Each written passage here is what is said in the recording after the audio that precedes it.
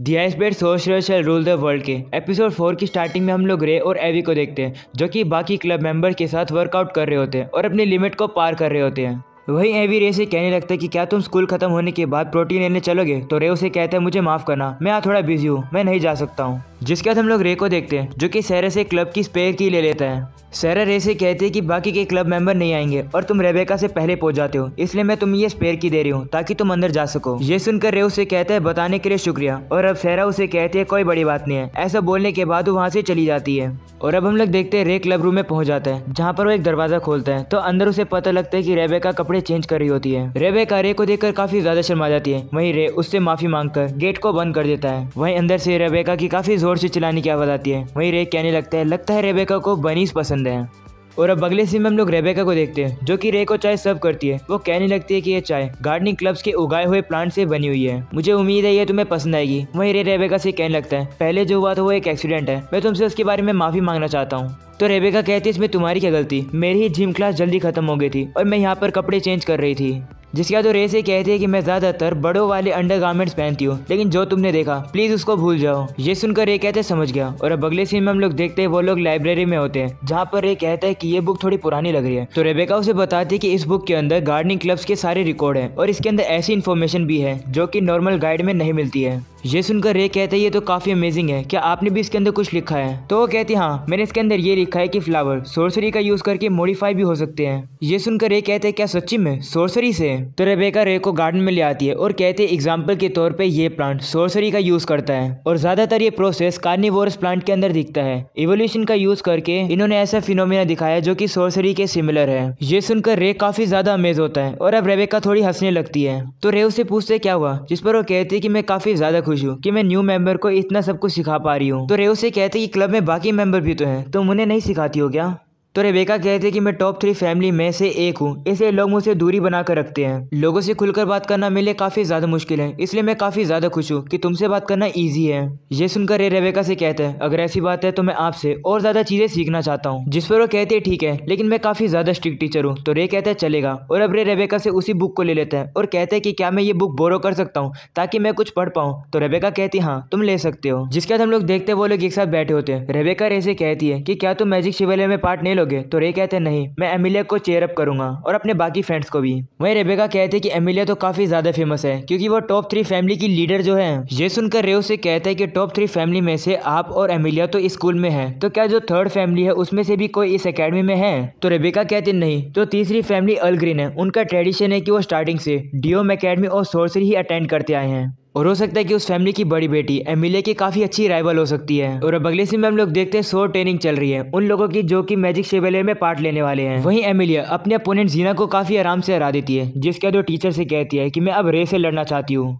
वहीं कुछ बच्चे कहने लगते हैं क्या एमिलिया उस कॉमनर से लड़ने वाली है? तभी टीचर एमिलिया से कहते हैं कि रे तो पार्टिसिपेट कर ही नहीं रहा है इस मैजिक शिवलियर में। तो एमिलिया सीधा ही रे से पूछ लेती है कि क्या तुम मेरा अपोनेंट बनोगे? जिस पर रे कहते हैं मुझे कोई भी दिक्कत नहीं है, मैं तुम्हारा अपोनेंट बनूंगा। और अब हम लोग देखते हैं उनके बीच के बैटल शुरू हो जाती है जहाँ पर एमिलिया रे के ऊपर पहले हमला करती है। रे भी कहता है कि एमिलिया के अटैक इतने भारी नहीं है, लेकिन ये काफी ज्यादा तेज है।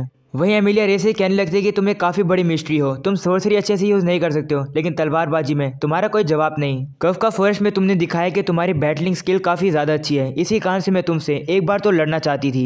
तो रे कहते ये सुनकर मुझे काफी ज्यादा खुशी हुई, क्यों ना हम लोग एक साथ इंप्रूव करें। इस बात से एमिलिया भी एग्री करती है और वो रे के ऊपर हमला करती है। वहीं रे कहने लगता है ये फीलिंग। ऐसा बोलने के बाद उसे एक फ्लैशबैक याद आता है जहाँ पर ये जंगल में एक बंदे के साथ तलवारबाजी सीख रहा होता है और अब सीन प्रेजेंट का आता है। रे अपना कंट्रोल खो बैठ चुका है और अब वो एमिलिया के अटैक को ब्लॉक करके उसके ऊपर काफी जोर से हमला करने वाला होता है, लेकिन जैसे तैसे करके वो अपने आप को रोक लेता है, जिसके कारण से उसकी तलवार उसके हाथ से छूट जाती है और वो भी जमीन पर बैठ जाता है। ये देखकर सभी लोग काफी ज्यादा हैरान हो जाते हैं। वहीं टीचर एमिलिया को विनर अनाउंस कर देते हैं। वहीं एमिलिया काफी ज्यादा हैरान होती है। वो रे से आकर कहती है आखिरकार वो लास्ट अटैक था क्या? आखिरकार तुम हो कौन रे? वहीं रे इस बात का बिल्कुल भी जवाब नहीं दे पा रहा होता है। वहीं ये सब चीज एल्बर्ट भी देख रहा होता है और वो काफी ज्यादा जल रहा होता है। और अब अगले सीन में हम लोग देखते हैं वो लोग खाना खा रहे होते हैं और रोज और रे के मैच के बारे में बात कर रहे होते हैं। वहीं एवी रे से कहने लगता है कि तुम तो काफी अच्छे तलवारबाजी करते हो, आखिरकार तुमने ये सब सीखा कहाँ से है? तो रे कहता है कि मेरी मास्टर ने मुझे ये सिखाया है, उन्होंने मुझे सिर्फ तलवारबाजी नहीं बल्कि सोर्सरी और आखिरकार जिंदगी जी कैसी जाती है सब कुछ सिखाया है। मेरी मास्टर काफी ज्यादा स्ट्रिक्ट थी, उनकी ट्रेनिंग के कंपेयर में तो ये जगह मुझे स्वर्ग लगती है।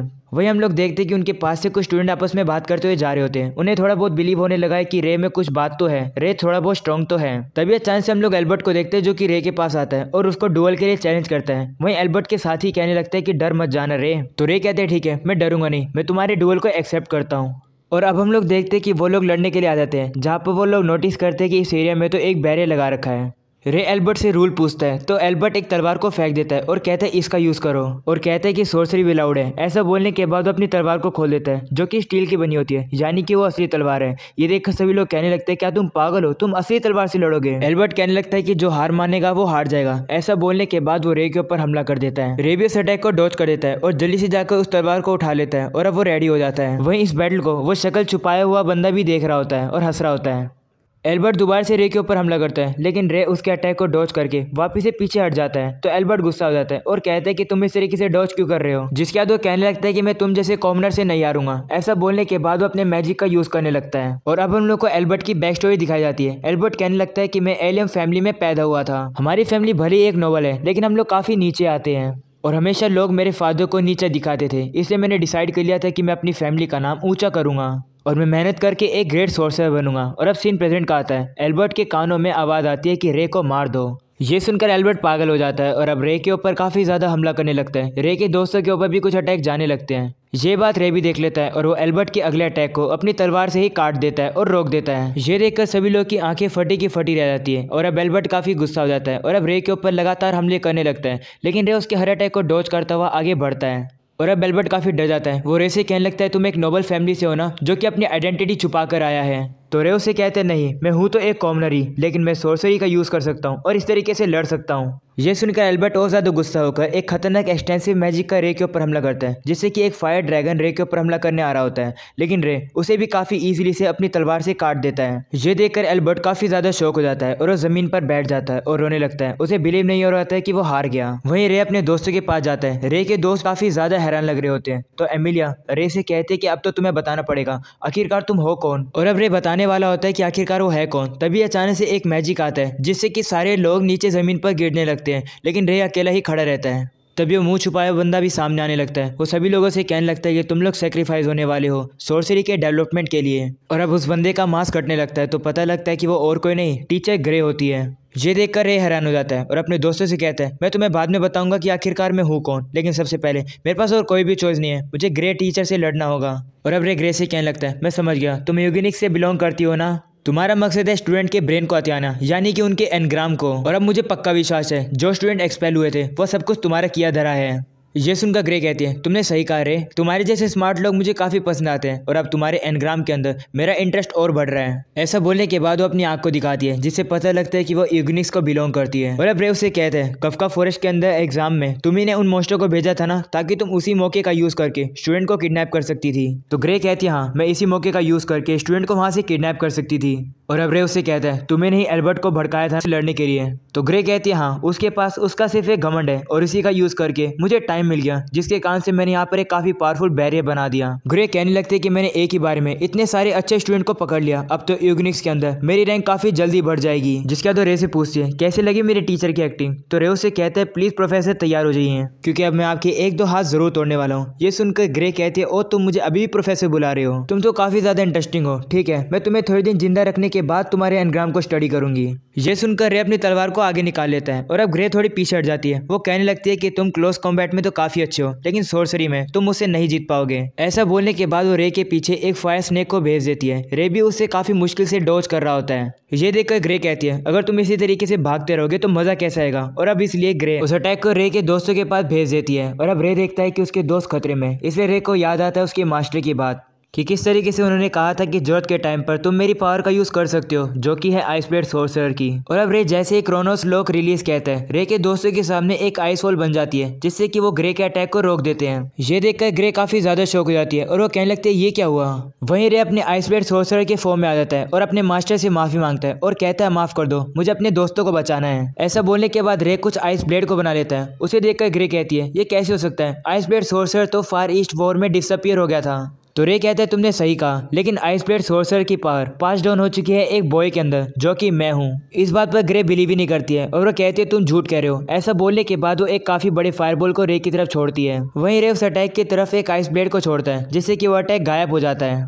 ये देखकर ग्रे गुस्सा हो जाती है और वो एक काफी खतरनाक स्पेल को रे के ऊपर यूज करती है। वहीं जैसे वो स्पेल रे को टच करने वाली होती है, रे एंटी मटेरियल कोड को एक्टिवेट कर देता है जिससे कि वो स्पेल गायब हो जाती है। ये देखकर ग्रे काफी ज्यादा डर जाती है और वहां से भागने लगती है। तो रे कुछ आइस ब्लेड को ग्रे के पैरों पर मार देता है जिससे कि वो वहीं पर गिर जाती है। और अब वो दर्द में रे से पूछती है क्या तुम सही में आइस ब्लेड हो? तो रे कहता है हाँ, मैं ही हूँ आइस ब्लेड सोर्सरर।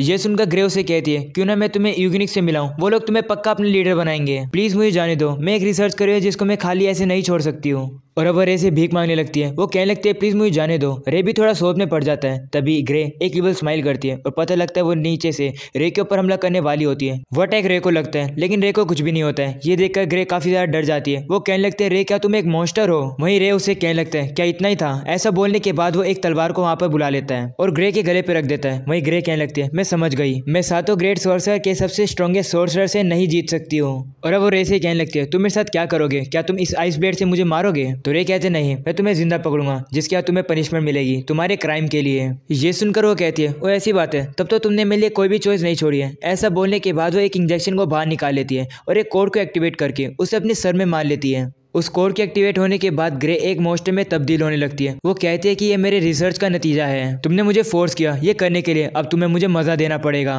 और इसी के साथ हो जाता है ये एपिसोड खत्म। अगर आप लोग को पसंद है तो लाइक करके जाना, चैनल को जरूर सब्सक्राइब करना। मिलते हैं नेक्स्ट एपिसोड में, तब तक के लिए पीस आउट।